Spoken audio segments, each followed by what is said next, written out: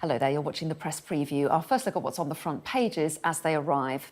Over the next half an hour, we'll be seeing what's making the headlines with the writer Christina Patterson and the writer Benedict Spence. So good evening, both of you. So let's take a look then at the front pages. And most of the papers are leading on today's Brexit news. The Telegraph is reporting that the Prime Minister is seeking a televised debate with Labour's Jeremy Corbyn on her Brexit deal. The Metro says Theresa May is set to urge Parliament to back her deal after European leaders signed off on it in Brussels. The Financial Times says she's just 2 weeks to sell the deal to MPs and to the public before the vote takes place next month. The Eye warns that there's plenty of trouble ahead, with both Labour and the DUP strongly opposed to the deal. While the Daily Mail describes the next 2 weeks as May's frantic fortnight. The Express calls on MPs to stop arguing and get on with Brexit. And in other news, The Star claims that children are to replace dwarf actors in Christmas pantomimes. So let's talk through some of those headlines and some of the stories inside the papers as well with Christina Patterson and Benedict Spence. Welcome, both of you. And not surprisingly, nearly all the front pages are covering what's really a significant day, isn't it, when the EU leaders have passed this deal for Britain to exit the EU. You've picked out the Express front page to kick this off with. Well, I feel as though I have negotiated this deal because I'm absolutely exhausted, as everybody else is, with the whole thing after 2.5 years. And I think Theresa May is banking on the British public feeling, as I do, that we've had enough of this. Actually, I don't just think because of that we should pass this deal, but I absolutely see her argument. I think she has done, actually, a pretty good job in incredibly challenging circumstances. It's hard to say whether... And let's remember, this isn't a deal, it's a withdrawal agreement. The deal is going to be the next 3 to 4 years. So anyone who thinks it's going to go away, this is just the beginning, guys, and we could even crash out after 3 or 4 years. So it's not the end, it's not, you know, as Churchill would have said, it's the beginning of the end. It's nowhere near the end. But she has got a massive challenge ahead. It looks as though she's not going to win the vote on the 12th of December when this goes to a meaningful vote in Parliament. So she's now launching a massive PR campaign to persuade people to just get on with it. Well, yes, and interestingly you say persuade people, because even though it's MPs she's got to convince to back her when it comes to that meaningful vote in Parliament, she seems to be taking her appeal over their head to voters. Well, of course she has to, because the major issue then is that Parliament might end up passing a deal that is not universally liked. And if that were the case, then certainly for a lot of MPs in particularly Brexit or very strong pro-Remain constituencies might take a bit of a battering at the next general election, whenever it comes, should they end up voting the wrong way. I think that's what she's doing. She's got her eyes on very much the long game. I thought it was very interesting when, for example, she gave the press conference a couple of days ago after she'd announced this deal, and lots of people were wondering whether or not she was going to be resigning. And no, actually, she was just coming out to reiterate that this was the best deal. You can tell that Number 10 is already in full spin mode in the run-up to a general election, because they know that even if they get this through Parliament, it's going to be an incredibly tough sell to the public, and that the Conservatives are going to suffer as a result of that. I don't think there's any two ways about that. Well, yes, and if we turn to the Telegraph's front page now, we'll come to the main headline in a moment. May seeks Corbyn TV debate on deal. But if you pick out into the copy there, it talks about how she's appealing to MPs with Leave constituencies to say there's a risk that your constituents will blame you for blocking Brexit if you block this deal. That's part of her. Well, Corbyn has had a strategy of so-called constructive ambiguity for 2.5 years, and she actually has her own two-faced strategy at the moment, because she's telling the Brexiteers, if you don't vote for this, you'll get no Brexit. And she's saying to the Remainers, if you don't vote for this, we'll crash out with no deal. So, and both are possibilities, well, both are possibilities, absolutely. But she's, you know, it's kind of very much tailoring it to, because, well, yeah, both are possibilities, you're right. And she is, I think, trying to remind people that it's not just about their personal beliefs, but about representing their constituents. Of course, what is very difficult is that many MPs believe, because the evidence shows them, that their constituents, particularly in more deprived areas like Wales or the North East, will be worse off with any Brexit, actually, although they'll certainly be better off with this withdrawal agreement than they would with a no-deal Brexit. So I think she's banking on a kind of ripples of support from the bottom up to MPs. Although, as you know, there are some that will say leaving under WTO rules or no deal will mean they'll be better off in the long term. That's what they would argue. I think that there's something actually that needs to be pointed out about this whole strategy of Theresa May trying to sell the deal herself to the public and going after a television debate with Mr Corbyn.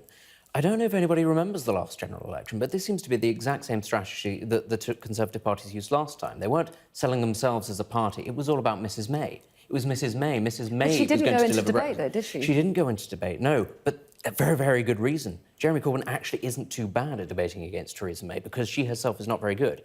That's a really key thing here, is that he doesn't have to be fantastic at a debate. He just needs to be better than Theresa May, who is incredibly flappable when it comes to these things. There is not a lot of public confidence. For as much as people say she's very resilient, she's very steadfast, and she is, that doesn't necessarily mean people are wowed by her. I think it's an incredibly risky strategy in the long term. I didn't mean to interrupt, but she has been used, hasn't she? She's been out on the airwaves taking calls on various channels. Yes, although I think so far she's come across pretty well, actually. And I think Jeremy Corbyn has a slender grasp. He very clearly hadn't read the withdrawal agreement. I mean, it's a hefty thing. I haven't read it, but then I'm not leader of the opposition. He hadn't read that, and I very much doubt she spent 2 years, engaging with every detail of this, and he hasn't. So on the detail front alone, I think she is more likely to come across as the person who understands it, has a grip on it, and is the grown-up in the room. I think the other thing is that his character, she's not charismatic, and yes, people do say he's more charismatic, but his character, he does come across as quite mean-spirited on a number of occasions, and the kind of snarling nastiness to him. And I don't think Theresa May has that. So I think people might well opt for wooden over nasty, actually, in this situation. That's your kind of take on him. Yes, of course, that's what I'm here for. Of course, I know, but I'm no fan of Mr Corbyn, but my view of him is that he is either one thing or the other. He is, as you say, sort of snarling, quite nasty, quite impatient at the questions that he's being asked. Other times he can be incredibly relaxed, and one of those times was in the build-up to the last general election, where, of course, you could just see he had been prepped and prepped and prepped. And I think, frankly, the Labour Party will be doing that sort of indefinitely from now on, if this is the strategy that they're going to go on. And a quick thought on their argument, which is similar to those others who don't like the deal, is we could do better, we could negotiate a better deal. The EU today appears to say, we've put a lid on it. It's agreed. We're not going back to it. What do you think? Do you think that argument will have resonance? Do you think people will believe, well, if someone else is in charge, they may be able to tweak it? Or I say good luck with that. Yeah, read the newspapers. It's not happening. They are lying to you just as much as the So even Conservatives if she fails to get her deal through on the first vote, do you think there's no possibility of negotiating and going back to the? I don't. I think there's no possibility whatsoever, and I fear that there is a serious possibility of us crashing out without a deal, because that's what will happen if nothing else is put in place, and it's not easy. That's what the law says, and I think it could happen almost by accident, actually, and it's a very frightening possibility. Let's move on to page 7 of the Express now, because obviously the EU have come together on this deal and agreed it, but Macron of France, as they say there, had a warning about the future trade deal. Well, it must be said, specifically on the subject of UK fishing grounds, it's an interesting one because, of course, relatively few people are involved in the fishing industry, but it does remain an incredibly emotive one for Brexiteers. Many Brexiteers who have never been on a trawler in their lives, they do find the idea that Britain's fishing industry has sort of collapsed, and they do blame Europe a lot for that. Whether or not that is the case is beside the point. It is this great symbolic thing. And the fact that the French, Mr Macron, is coming out and saying that they will keep UK fishing areas within the agreement, I think that is something that is going to potentially hinder whether or not this deal can pass. I think a lot of constituencies, a lot of Tories will be looking at this and thinking the emotional backlash, the emotional price to pay could be quite great. And it does sort of signify, actually, that Mrs May's deal, for all it may be, is not at all what most Brexiteers wanted it to be. It's quite a symbolic thing. And I must be said, it's quite the PR win for Mr Macron if this is, in fact, going to be the case. He's managed to take this one thing that Brexiteers have held up as sort of a golden calf, and he's managed to keep it. Well, congratulations, fair play to him. It's not going to go down well in most Brexit supporting constituencies. No, and I think actually it's just unkind to do it at this point after all the hell that Theresa May has been through. Let her have one moment of thinking, oh, phew, I got through this, because there will be so much tension and so much negotiating and so many red lines all over the shop in the next 2 to 3, whatever years it's going to be.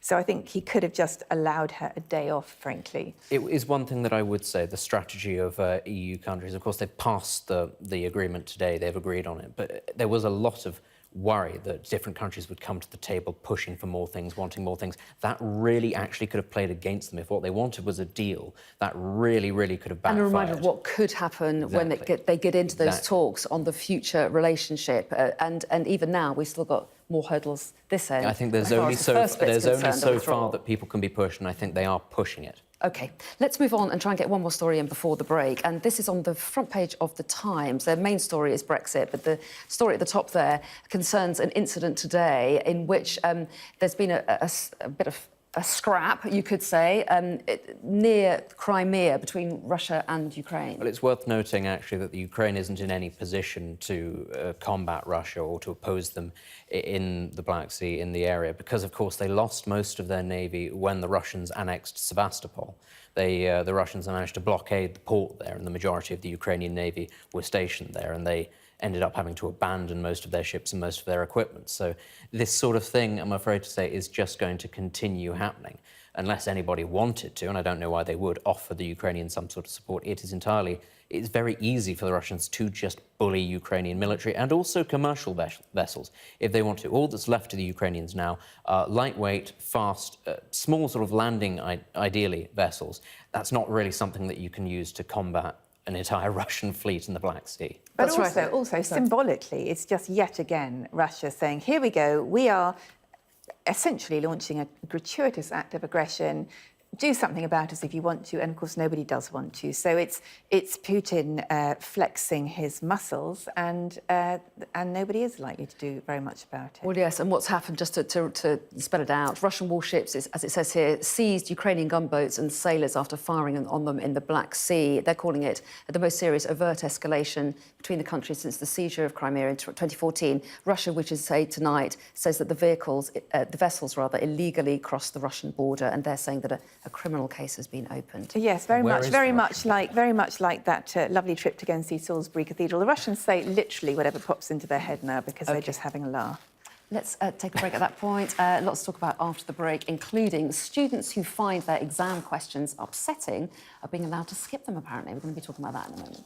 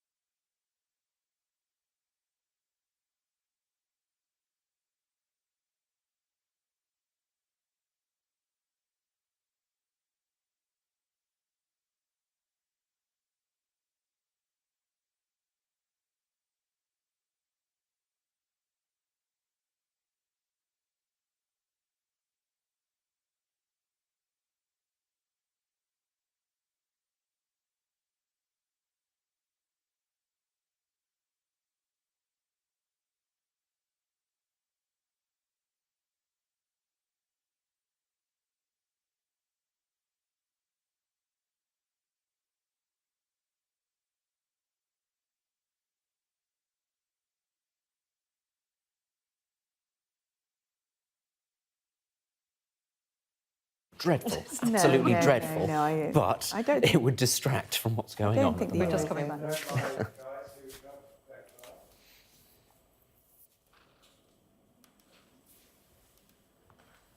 Welcome back. You're watching the press preview. With me tonight, writers Christina Patterson and Benedict Spence. And you have picked out a story inside the Daily Mail that took your interest about students. And the headline is that they are being let off exams if subjects upset them. I mean, I would like to think this was an April Fool, but given that it's November, it seems unlikely. Apparently, and I mean, I can't believe that at Sheffield University, students, I think particularly in English literature, but I assume in other subjects as well, are being advised that they can, or the lecturers are being advised that their students don't need to do exams on any subjects that might distress them. For example, subjects relating to race, sexuality, religion, drugs, alcohol, rape, abortion. How these poor little snowflakes are ever going to watch the news is beyond me. I hope they're not watching now, because they're going to need years and years of counselling if they do, after some of the things they will have seen on the news today. This is unbelievable. A university education is meant to be about developing critical faculties, about looking at the world as it is, not the world as it would be if it was, you know, full of golden unicorns and whatever else you'd want in your perfect world. It is literally unbelievable. I don't know. I think we do this quite gently. Quite a friendly way of introducing it. Is it possible that this is just guidance that's being given in extreme cases of someone Even if it having is, I mean, particular... even if it is guidance, I think you should be, if somebody's going to have an issue with some sort of question that's likely to come up in an exam, they ought to be aware of that well before the exam. If there is a really special case, somebody with special circumstances, well, OK, but it can't be that they're just told, well, you don't have to do that exam question. That's not really how you should be doing it. My issue here is we actually set quite a lot of store by the reputation of our universities. Higher education sector brings in a lot of money in funding and in foreign students to this country. And I fear that sooner or later, a lot of this is going to dry up because we're becoming an absolute laughingstock. Honestly, how on earth could you take this university course seriously, especially if you are a very sort of aspirational person coming from overseas and you want to go to one of the best universities? Are you going to look at this and go, well, they just let people off the hook? That doesn't actually sound like well, we the should kind of probably say university what for me. Sheffield University's spokesperson has said. They say the university provides guidance to staff on teaching sensitive topics, and departmental tutors advise students of potentially distressing subject matter as and when appropriate. You know what? The world is quite distressing. I find Brexit pretty damn distressing. We have to wake up in the morning and face this stuff. The fact that how can you possibly be doing a university degree and not be allowed to address issues like race, sex and religion? These are parts of society. If you come across, no wonder people like me get bombarded with horrible abuse every time I go on this programme, because people somehow can't seem to understand that it's OK to listen to someone saying something you disagree with and not want to murder them afterwards. I mean, it's interesting that the response so often to things that are considered a little bit nasty is to respond with nastiness. It really does show a real double standard there, that people think that that's a rational response, but they do. And perhaps lots of universities are just being very cautious to give advice in lots of situations because they know that there are rising issues of mental health problems amongst students, and they feel that they need to put I think an awful lot of that place. has to do with the fact that they're being mollycoddled in the first place, that they're not being exposed to complex and difficult things as they're growing up. Maybe that would solve the issue, rather than just saying, well, let's not bother them now. OK, well, I'm sure there's lots more to dig into that story, and I'm sure maybe we'll find out more in the hours ahead. In the meantime, though, let's take a look at The Guardian, because they have a kind of two main stories there, don't they? They seem to have a double lead in a way, the Brexit story, but also at the top there, revealed faulty implant scandal. Well, I mean, this sounds pretty awful, frankly, the idea that there are possibly tens of thousands of people who are living in chronic pain because of issues with implants, everything from sort of hip replacements to pacemakers. One of the things, of course, that this report suggests is that a lot of these products haven't actually been tested on people, haven't been cleared on patients before they're released into the market. And I just think that sort of level of carelessness, of not going through proper testing. If people are needing these things in the first place, they're obviously already in quite a bit of pain.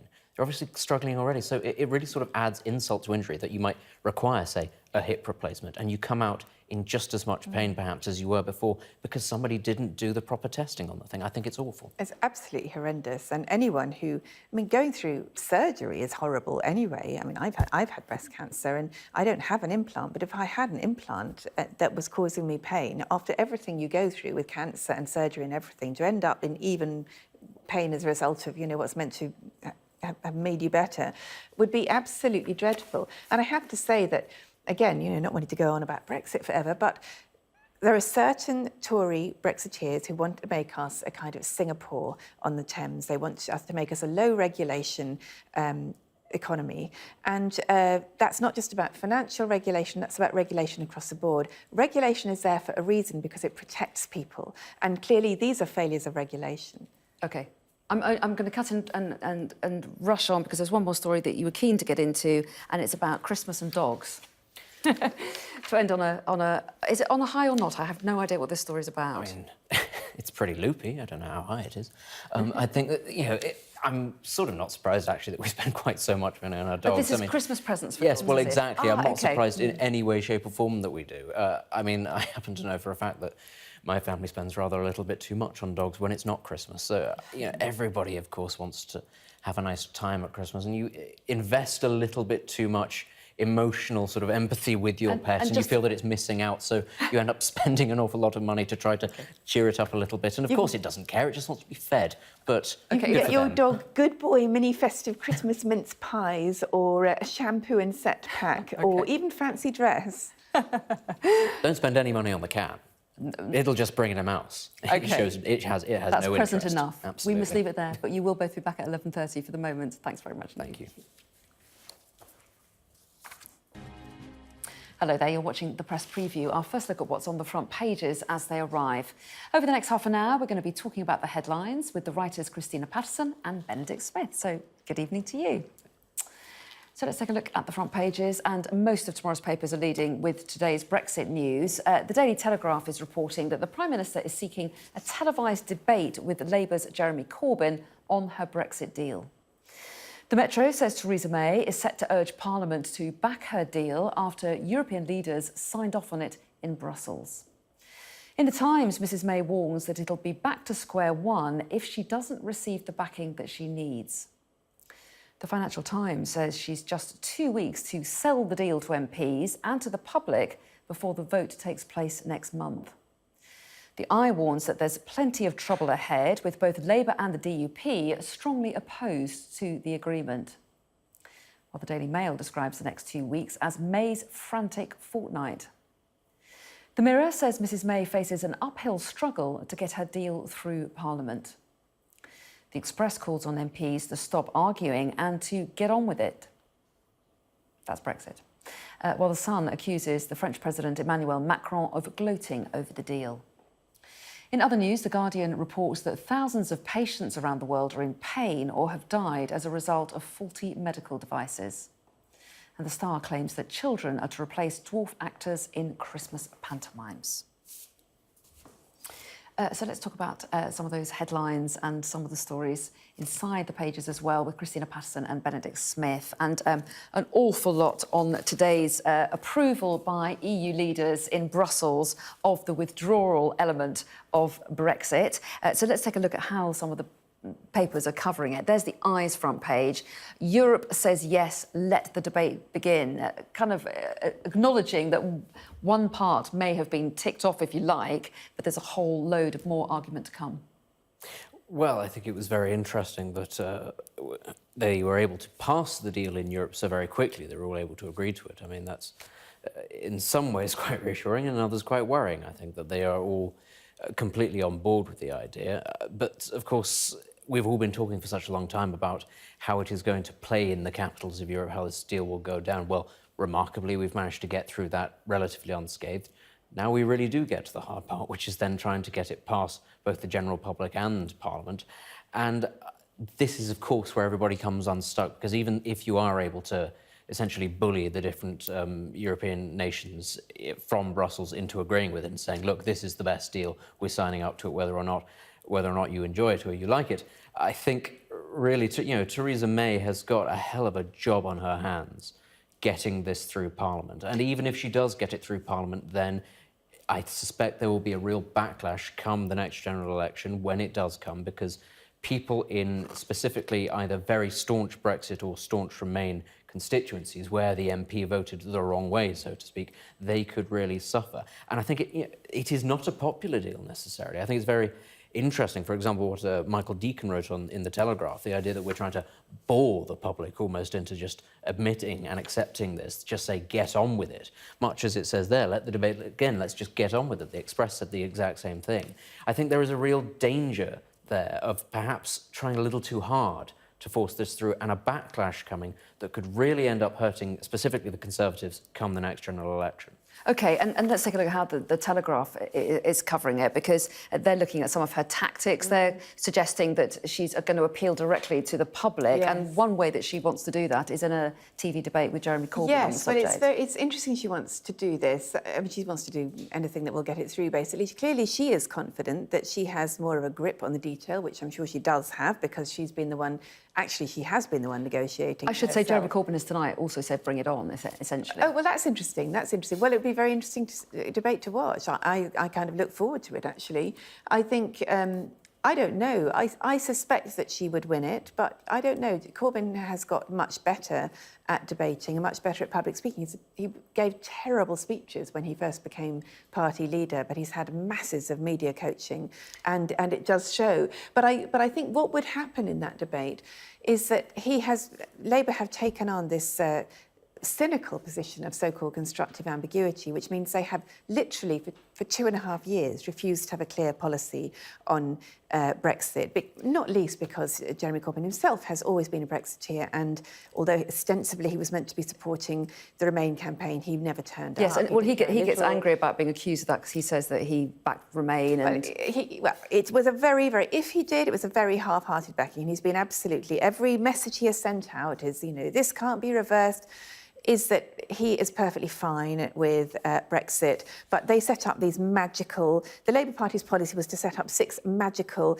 tests that were doomed to failure, because they meant that the Labour Party's... the deal would have to give the exact same benefits as the EU deals. So I think personally that Theresa May would come out better on that, because I think she would challenge some of his constructive ambiguity. But they are prepared to throw the kitchen sink at this. So they are offering knighthoods, and they are offering peerages to Eurosceptics or people who are or Remainers. They are threatening, the whips will, probably be threatening people with their sexual history and saying, how will you feel? Right? I've read that has been mooted as a possibility, that it wouldn't be the whips themselves, but that people on behalf of the whips would be saying to MPs. Right. I don't know if that... I haven't heard that, but certainly I think the peerage thing is particularly interesting, because it's so unbelievably barefaced. Exactly. It's as if they think that none of us are watching. And I think really one of the things that really struck me about the referendum, for me, it was not just a referendum on membership of the European Union per se, it was also a referendum on the elite, the political class in this country. Nothing that has been done, either from the Labour Party or many members of the Conservative Party, in any way, shape or form, reassures people that they are up to the task of doing this. The fact that they are offering out peerages... Or knighthoods. Well, exactly. The fact that they're offering out knighthoods to get people to vote for the deal, this will only end very, very badly in the long run, because people will be furious. They'll see this and they'll know exactly what it is. Basically, it's just jobs for the boys, as long as you agree to essentially vote the wrong way. OK, well the numbers don't look good in Parliament, do they, at the moment? And what happens if it is blocked? What does happen next? Because there are people on each side who suggest... Answers on the back of a postcard. Yes. Nobody knows. And the EU adamant plenty of people, including me, are having sleepless nights about it, because there's so much on the line. But there are various options, and one is there might be.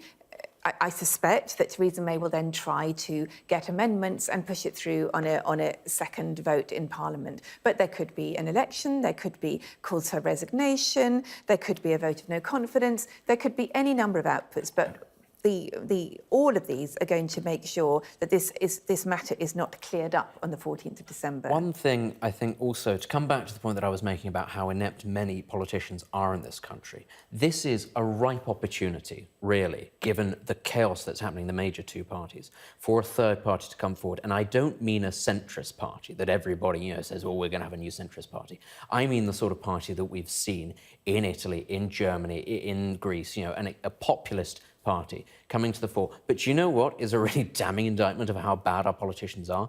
We're not going to get one of those, because have you seen how badly UKIP are being run? And they're supposed to be the party of Brexit. But isn't it we're in a position where nobody is capable of actually grabbing the bull by the horns and dealing with it. But Even tell me, a new movement did you, as someone who voted for Brexit, did you ever think anybody was capable of making a good job of it? Not necessarily, no. But so why did you? Why did you this vote? is the point. My reason for voting Brexit was largely because of my lack of confidence in the people in charge of the system, and I wanted more than anything else for these people to be seen for what they are, for us to actually be able to see through the looking glass, through the veil, even if that had catastrophic consequences. This has always had catastrophic consequences. This is really important to understand. No, this is an important question, actually. No, it is. Were you prepared to risk a no-deal Brexit just for the satisfaction of seeing the mess that politicians would make? In the long term, if it led to reform that benefited our political system, which in turn benefits our democracy and our society, then yes, that is a step worth taking in the long run. If you had, I don't know if you are employed or not, but if you had a job,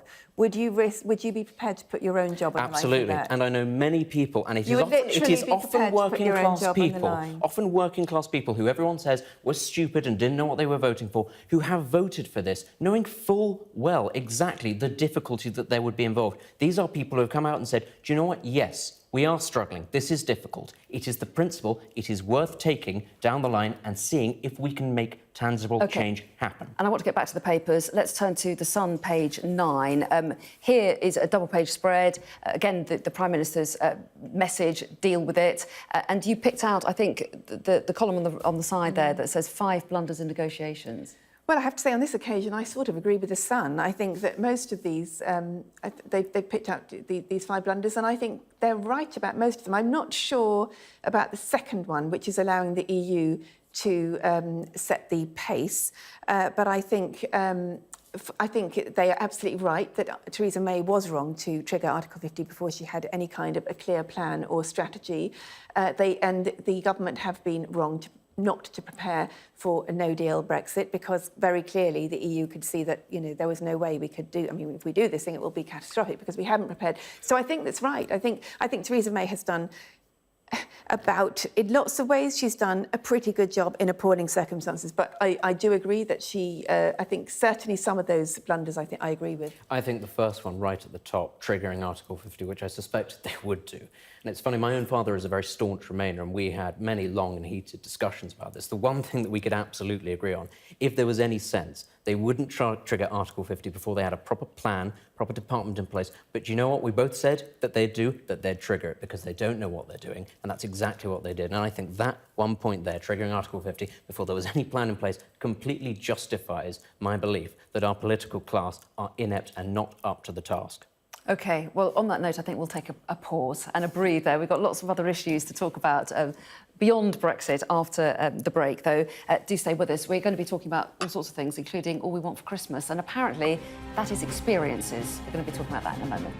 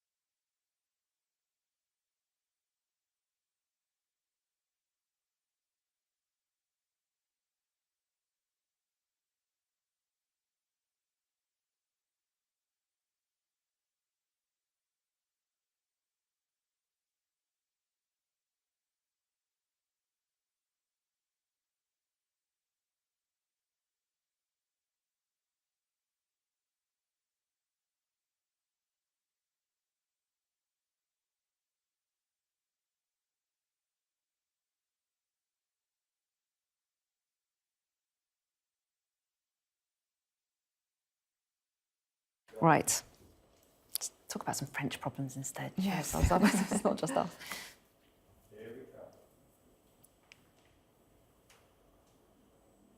Welcome back. You're watching the press preview. With me tonight, writers Christina Patterson and Benedict Spence.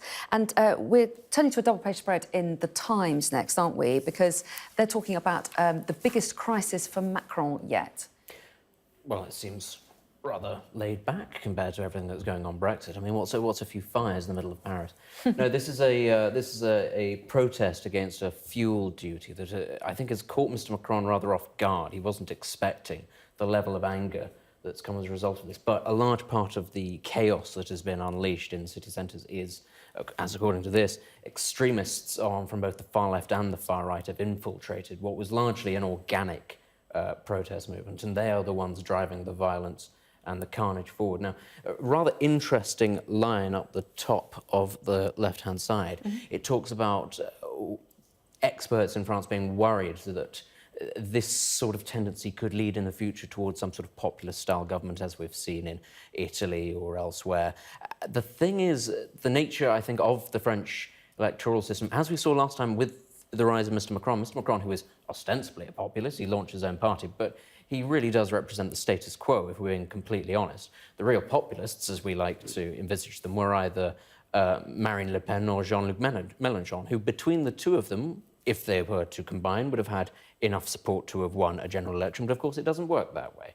And I think in France, the divide is sufficiently wide enough that actually fears that you might get some sort of populist uprising, I'm just not sure that that would ever happen. I think, frankly, as we saw with the last general election, people who are of one disposition or the other can't quite stomach somebody like Mr. Mélenchon or Ms. Le Pen to be in power, and so they inevitably trump for the safer option. So I don't think that that is necessarily going to be too much of a worry going forward, but certainly it's a bit of a knock to his credibility, and his polling is quite low at the moment. And yet France is known for being a nation of protests, isn't it? So how much of a knock is this to him, do you think? Well, I think it is a knock because he's done pretty well in facing down certain protests so far in his year in office. I mean, civil service pensions, the jobs for life on the railways.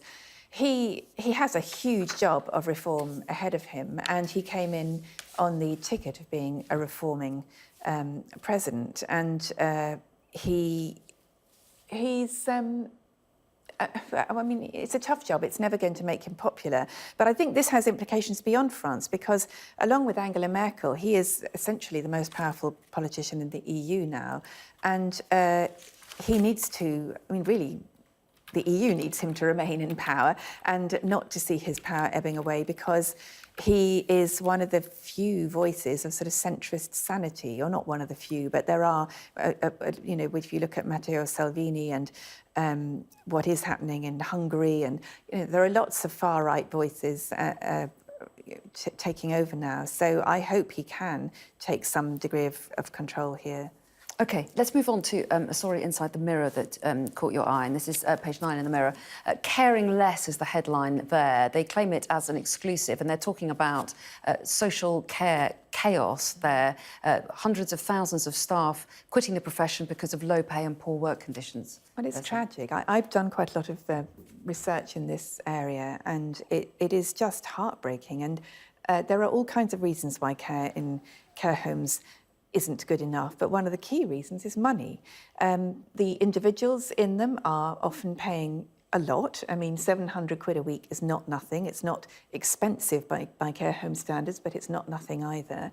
And what they're getting is they're getting care from people who are not properly trained, who are paid often less than the living wage by the time you've got their travel costs factored in, who have no time to hold their hands, look after them, even feed them. And anyone seeing that photograph should feel just a chill of fear for themselves and their relatives, and also just want to cry to think that people who have spent their lives serving other people, bringing up families, doing work, paying taxes, should end up in this kind of parlous state. I tend to think that it is reflective of not, I would say, a negative attitude towards older people, but an almost dismissive attitude. And it's one thing that perhaps we could learn from Europe, especially in other parts of the world, where, you know, obviously kept within the family unit. You know, elderly people are far more involved, whereas seemingly in our country, very often, because families are having to work so much and kids are going off to school, and there's not really the ability to look after an older person, they do end up going into care. And of course, you also have to factor in the fact that many people are living longer, their needs are very difficult to be met by an ordinary working family, and of course, the rise of dementia is going to make these things very difficult. But if people in these situations are going to be looked after properly, we do need a cultural change. A combination of money and culture needs to change, because you can throw money at the problem. People will still not necessarily be very kind to old people. We also really need to reevaluate how we look at old people as members of our society, as they still are. OK, and you say a wider cultural change, but just to pick out what the Department of Health and Social Care is saying, our Green Paper due out later this year will set out plans to reform the social care system. So we should have the debate again then and see what that contains. But let's finally move on to the front page of the Times. And all we want for Christmas, what is it? What do we want for Christmas? Exciting experiences that we can brag about on social media, apparently. Is that right? Which is, yes, which is slightly depressing. I would be fine if it was just exciting experiences. But apparently people are buying less stuff, which is in some ways not a bad thing, but obviously not great for the high street. And as we've seen, a number of retail businesses, well, in fact, 1,000 retail businesses, including House of Fraser and Evans Cycles, have gone into administration between January and September this year, which is the highest number for 5 years. But one can argue that so-called millennials are less materialistic, which in all kinds of ways is great. They like experiences. But they do like to post them on social media. And it's all about the Insta. A couple of hours locked into a Brussels negotiating chamber. That's all I want for That's a big fat lie, I'm pretty sure. Anyway. Fake news. We must leave it there. Christina and Benedict, good to see you. Thanks very much.